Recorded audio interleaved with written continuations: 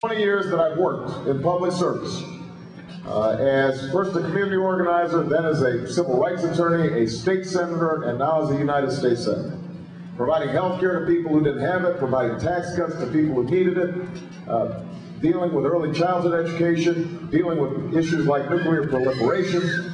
On all these issues,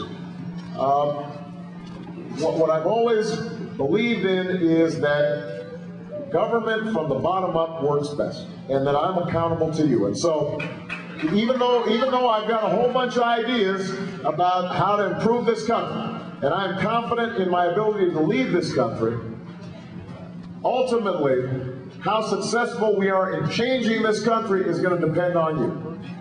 It's going to depend on you, the American people. What I can promise, the promise I will make to you, and I don't like making promises I can't keep, is that I will always listen to you.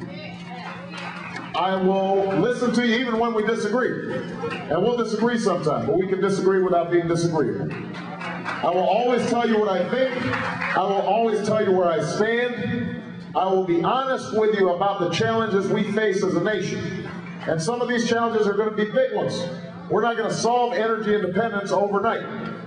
That's something that we're going to have to, everybody's going to have to be involved with. We're going to have to invest in research and development. We're going to have to expand solar and wind and biodiesel. People are going to have to get more fuel-efficient cars. We're going to have to make our buildings more fuel-efficient. All those things are going to take a lot of effort and a lot of time, but I'll be honest with you about what's going to be required. And sometimes sacrifice will be required. But the most important thing is I will spend every day that I'm in the White House hearing your voices.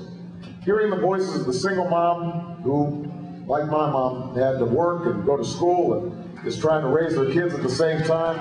I'll be listening to the voices of those workers who've been laid off and trying to figure out how we're going to give them the tools they need to get back on their feet.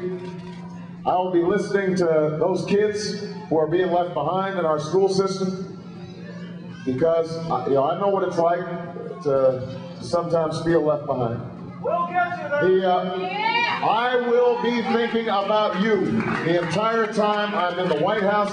That's what you need. Somebody who will fight for you and advocate for you and struggle with you and push for you. And that's the kind of president I intend to be if you give me that opportunity.